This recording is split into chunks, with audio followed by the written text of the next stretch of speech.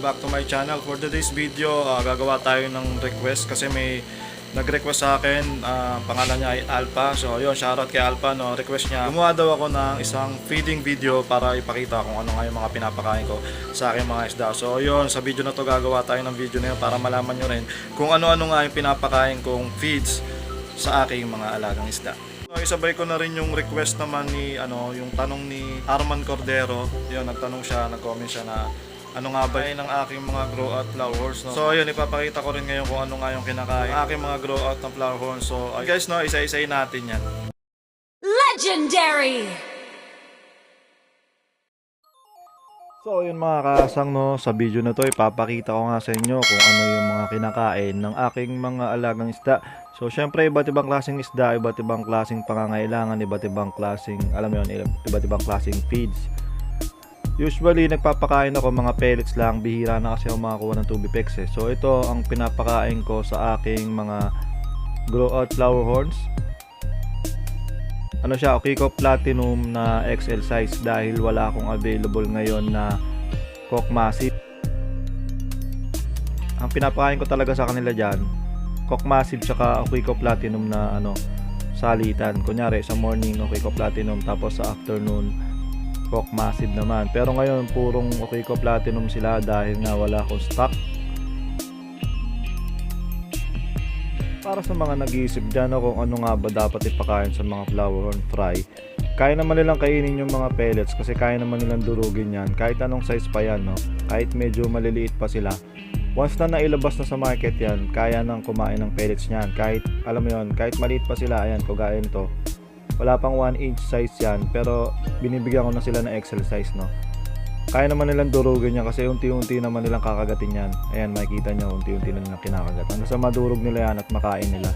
Kasi lumalambot naman sa tubig yan.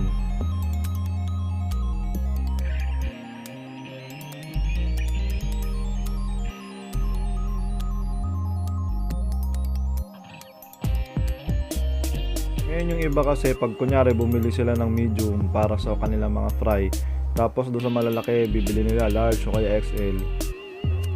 Sa totoo lang guys, no, pag ang flower horn kasi any size yan, kahit XL size na lang yan na pellets, kakainin at kakainin nila yan. Kagaya nito mga ginagawa ko yan, ang liliit pa niyan pero XL size. Tapos dito sa kanilang breeder, yan, yung pinakatatay nila. Ganito rin naman, Okiko Platinum din yan, no. Yan din mismo yun. Mas marami lang syempre kasi mas malaki ang bodega nito eh. Mas malaki yung tiyan yan, so kailangan niya mas marami. So sa ganitong laki, mga 8 inches, pinapakain ko na sila ng 8 to 10 pieces ng extra size na Okiko Platinum. Yung sa maliliit nga pala, ang pinapakain ko doon isang peraso lang kasi maliit pa yun. Ngayon, i-adjust nyo lang naman yan eh. Kung gaanong kalaki na yung isda na papakainin nyo, i-adjust nyo lang kung ilang perasong pellets lang, no. Ang maganda tansyahan dyan, syempre isipin mo lang, common sense lang naman guys. Kung sa tingin mo kasya sa tiyan niya yung kung ilang peraso yon, ganun karami lang ipakain nyo para hindi kayo ma-overfeed talaga. Kasi kakainin lahat ng flower horn yan kahit ilang lagay nyo dyan, kakainin nila yan. So kayo magko-control talaga kung ilan yung kakainin ng flower horn nyo. Ngayon ito si Chill dyan, siguro mga 5 inches na to, no. Ang kinakain niya 5 to 10 pieces, depende kung malaki yung tiyan niya. Ginagawa ko 5 pieces lang na XL size na okay. Itong isa ko ring berries dito sa baba, mga 5 to 10 pieces lang din to. Pare-parehas yan, mga breeder size. Tapos ito naman si Hailey, itong ating female breeder dito na Awaken Mix. Ang pinapakain ko naman dito 5 to 8 pieces lang kasi medyo maliit siya eh. So pag napasobra kasi tumataba yung tiyan, alam mo yun. Tapos ayun nga, baka ma-overfeed. Mahirap kasi pag na-overfeed yung mga yan. Kahit pellets pinapakain nyo, na-overfeed pa rin yan. Delikado yun. So ayun, no. Tansyahin nyo lang guys, huwag nyo akong tanongin pa ulit-ulit kasi hindi ko nakikita yung isda nyo. Basta pag lumobo na yung tiyan niya, yung tumaba na ng konti, okay na yun.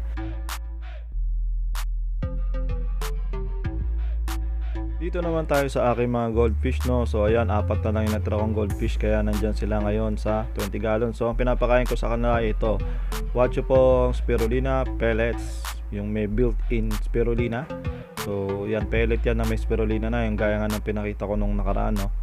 Maganda yan sa goldfish kasi mahilig sila kumain sa mga lumot, 'di ba? Kumakain sila ng, alam mo yun, mahilig sila sa green water. Kaya good sa kanila yan. So ayun, papakita ko rin sa inyo itong mga guppies ko kung anong kinakain nila. Marami akong binibigay dito pero sa ngayon ang gamit ko sa kanila ay Wachupong Spirulina granules. So granulated naman to, no? Hindi kagaya nung kaninang pinakita ko sa inyo. Meron na rin ako review nito. So ayun, inuubos ko lang to, tsaka wala rin ako available kasi ngayon.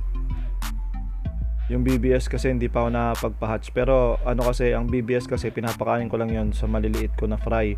Pag ang fry ng guppies medyo lumaki na, pellets na rin pinapakain ko, granules na rin ang pinapakain ko sa kanila kasi magastos pag BBS lahat. High protein din naman talaga kasi tong Wachupong. So maganda tong staple food ng guppies.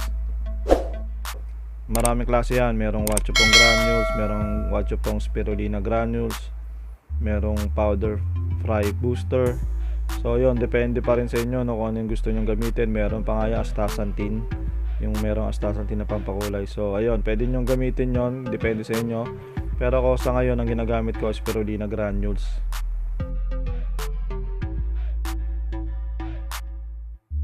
Sa kahit anong klaseng ano to guppies to kahit anong strain pa yan, kahit anong size pa yan, kahit mga fry nga minsan kinakain din naman nila to kahit granules lang.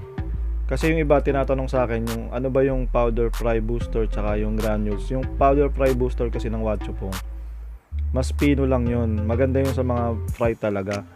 Pero yung yung mga granules, pwede rin naman sa fry yun. Kinakain pa rin naman nila. Medyo malalaki lang yung butil, no. So ayan, kung makikita nyo, albino red lace yan. February 3 lang yan. So wala pang 1 month old to. Weeks pa lang yan. Pero pinapakain ko na sila ng granules. Kaya kinakain naman nila. Tapos yun, no, lagi ko pinapaalala sa inyo, pag mag-feed kayo, wag masyadong marami. Dahil posibleng maging pollute yung tubig nyo. So yun, para maiwasan natin yung polluted na tubig. So ito namang mga 2 months old na yata to. Teka, tanggalin natin yung takip para mapakita ko sa inyo na maayos.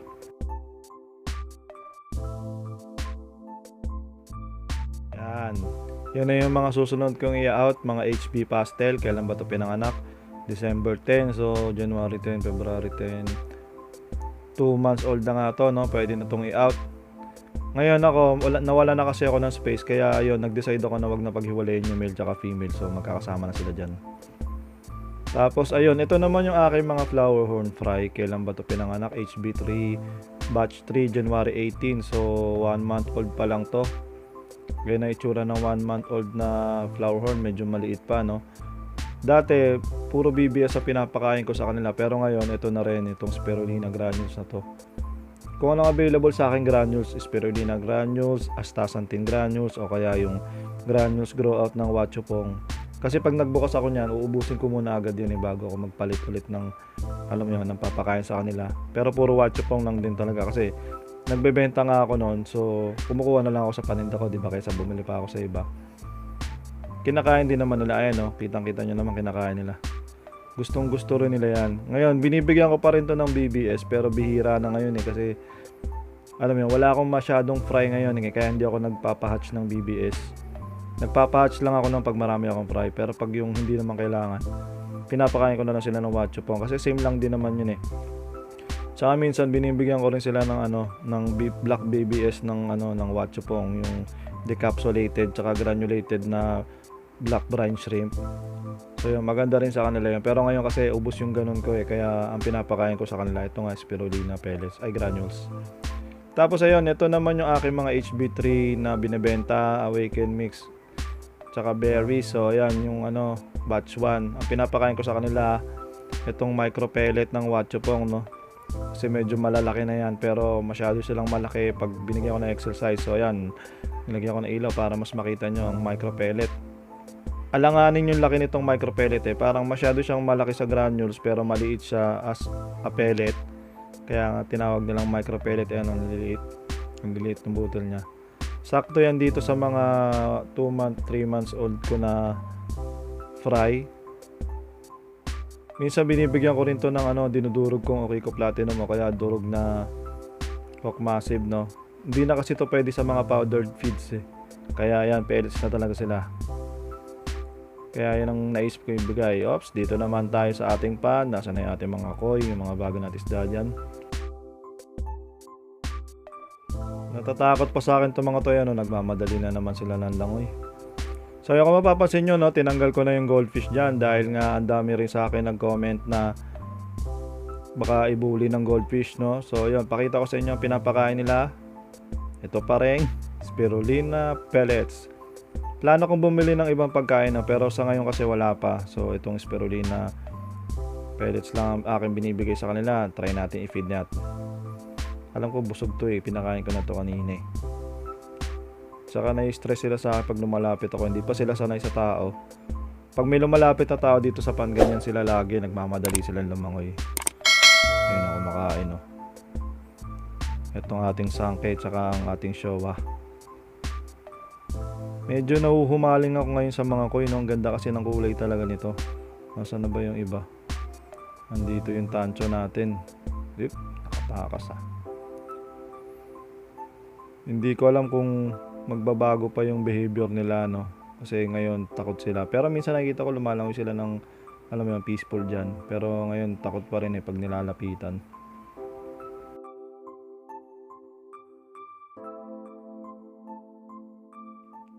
So yun, nandun na sila sa sulok. Yan, bali ang pinapakain ko sa kanila ngayon is itong patsyopong spirulina pellets. Wala naman silang reklamo, no, kinakain naman nila yan. Pero bala ko bumili ng ano eh, ng pagkain talaga para sa kanila. Yung mga koi king ganon, balance growth. Kasi parang ang lakas nila kumain ng ano eh, spirulina pellets. Ang mahal kasi noon, 140, ano lang, 100 grams yun. Kaya hindi sulit pag pinakain sa mga ganito. Pero okay din naman kung marami kayong pera, no, deadma lang sa inyo yun. Kasi parang ang 100 grams dito eh, isang ano lang, isang linggo lang ata sa kanila. So yun, bibili ako ngayon ng feed para sa kanila. Yun nga yung sinabi ko kanina, yung koi king. Para sa koi talaga yun eh. So hanggat wala pa, ito muna pinapakain ko sa kanila, yung patsyopong spirulina pellets.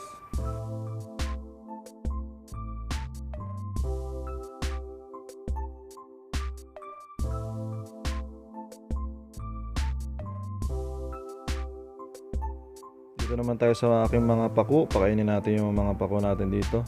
Kung maalala nyo, sinabi ko dati, pinapakain ko siya ng, ano ba tawag doon, ng dog food. Pinapakain ko siya nun minsan, pero pinapakain ko rin sila nitong spirulina pellets pa rin. Dahil tingin ko maganda to sa lahat ng isda eh, kaya yun, ito binuhos ko lang, ubos agad oh. Parang binabacuum lang yung ano, yung paku yun. Ang takot talaga nito mga paku na to, kaya ang bilis lumaki na ito eh. Nakikipag-agawan yung flower horn, no? So yun, hindi ako nagpapakain ng iba dyan. Hindi na rin ako nag-experiment na kung ano, kung off-live. Hindi na ganun, hindi na ako nagbibigay ng mga live food. Pinapakain ko sa kanila pellets lang kasi para alam mo yun, less hassle.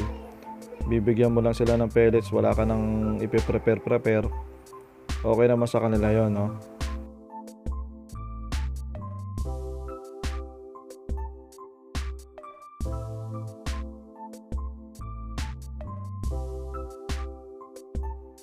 Hindi pa nakakain yung parrotfish, o parang ngayon nyo palang nalaman na may food trip doon. Pero wala na siya madadatnan. Kawawang parrotfish, ang bagal mo kasi. Kaya malalagyan kita ulit. Buhusan ulit natin para makakain naman yung iba. Ang takaw kasi nitong pako na to eh. Grabe ka pa, ayun, nakaabang ka pa dito. O yan, napadami ata. Yun, nagawa na naman. Grabe yung pako. Parang vacuum cleaner yung bunganga eh. Yun oh. Lo. Parang Pacman eh oh. Ubus agad yung sa linya. May laing Pacman ba to? Sige, kain lang. Asa na yung ating mga flower? Ayun, nakakain na rin yung parrotfish. Mabagal-bagal ka kasi. Grabe, sinisim mo to. Parang Pacman lang oh. Ubus. Takaw nito. Kaya dapat sa inyo dog food talaga eh. Para mambusog agad kayo eh. Pati yung dalawang maliit na paku ko dati, grabe, laki na rin ngayon, ang bilis nila lumaki talaga. Kaya naayawan ng karamihan yan eh. So yun, dito naman tayo kay Kong, tsaka sa ating mga silver dollar. Itong mga silver dollar na to, tsaka itong Binibigyan ko na rin sila ng spirulina pellets, yung RFT na yan. So, diba yung RFT kumakain ng algae. Tapos yun, dati pinapakain ko sila ng cock massive, pero wala nga akong cock massive ngayon, no. At nangihinang naman ako ipakain sa kanila yung Kiko. So yan ang pinapakain ko. Mamaya kakainin nila yan. Nahihiya sila eh. Ito naman yung pagkain ng aking arowana. Ang pinapakain ko sa kanila dilis. Ay, sa kanya lang pala, isa lang pala yung arowana ko. So yun, binababad ko muna sila dito. Yung frozen kasi yan eh, kaya nilalagay ko dyan. Para matow siya. Para alam mo yun, ma-defrost. Yan, nalagay ko lang dyan. So yun, habang hinihintay natin, ayun daming pellet na kalutang Southside Aquaric, shoutout sa iyo, sir. Ayun, may sticker nga pala ako nilagay dyan. So yun, kakainin niya ng mga silver dollar natin, pero nahihiya sila pag may camera talaga. Ang hirap talaga mapicturean ito o mabidyohan. A few moments later. So ayun mga kasang, mga 15 minutes ko kasi ito tinotoso. Ngayon hindi na to frozen. Ayun, mga dilis na malalaki yan. So pinapakain ko siya nito mga 5 piraso every meal. So once a day lang ako nagpapakain kay Kong. Hindi ko pinapakain masyado yan. So yan, once a day lang siya. Lapit ka dito, ito na yung favorite mo. Napansin ko kay Kong, pag kumain siya dapat paglaglag makita niya agad para makain niya agad, kasi pag hindi niya nakita yan tapos napunta na yan sa bottom, hindi niya na kinakain yun. So kaya hinihintay ko muna siya lumapit para hindi masayang, kasi pag nababad na yan at hindi niya na pinansin dyan, kailangan na tanggalin yan pag di yan tinanggal mapopollute na yung tubig, baka magkasakit pa yan. So yun, ito na yung bigyan na natin yung pangalawa. Di ka dito Kong. Yuhu, fishy fishy. Ito na yung favorite meal. Yun kinain niya agad, diba? Hindi ko na nakunan. So yun, pinapakain ko siya ng dilis. Tapos minsan pag wala akong mabiling dilis, pinapakain ko siya ng hipon, yung market prawns, yung malalaki. Mas maganda yon, kaso mas mahal kasi yun Parang ang mangyayari, isang perasong hipon per meal to. So parang 20 pesos per meal nangyayari pag yung hipon. Pag dito sa dilis yan, 50 pesos sa isang linggo, mahigit na yan. So yan, mga 5 peraso lang naman tayo. Ayan, hindi ka dito. Lapit dito. Okay, ay, sumala. Ano ba yan? Diyos me, marimar naman. Wala tuloy sa time. Kagaya yan guys, nakatalikod siya tapos nalaglag yung pagkain niya. Hindi niya makikita agad yan Hindi ko alam kung hindi niya nakita agad o hindi niya naaamoy. So yun, kailangan makita niya agad, kasi pag nandyan hindi niya masyado pinapansin.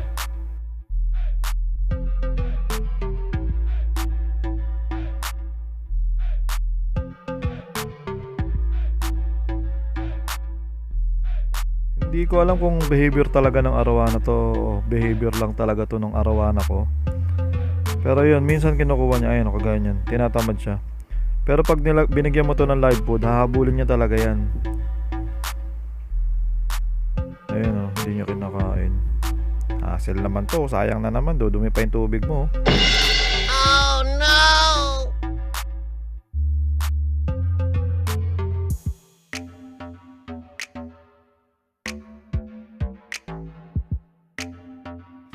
So yun mga kaasang, hindi niya kinain. So try natin bigyan ulit. Tignan niyo, pag nakita niya na nilagay ko, kailangan makita niya Ayan di ba kinakain niya. Pero once na hindi niya nakita tapos napunta na siya doon sa bottom, dinideadman niya na yun. Hindi ko alam kung ano talaga, hindi ko sure kung ganyan talaga yun Hindi niya pinansin yun. Baka iniisip niya madumi. Madumi na kasi nasa sahig na. Pero yun nga ito lang yung na observe ko sa kanya, dahil ngayon lang naman ako nagka-arowana din wala pang mag-isang taon pa lang ako may arowana. So yun, kung may ganyan kayo experience sa arowana nyo, share nyo naman sa amin para malaman ko rin kung natural lang ba na ganyan, normal lang ba na ganyan talaga yung behavior ng arowana. So yun, yung iba nga hinahawakan pa pag ibibigay hinahawakan lang, kasi nga pag nalaglag, ayun hindi niya na naman nakita. Ano ba yan? Ang dumi na.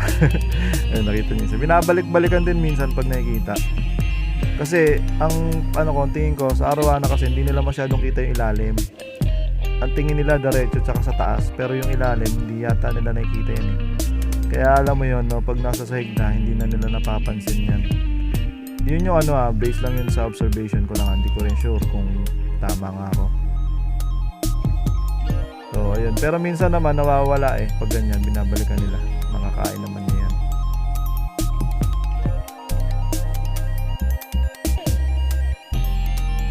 Tapos yun, yung mga durog na hindi niya nakakain, kinakain din ng ng mga silver dollar yan eh.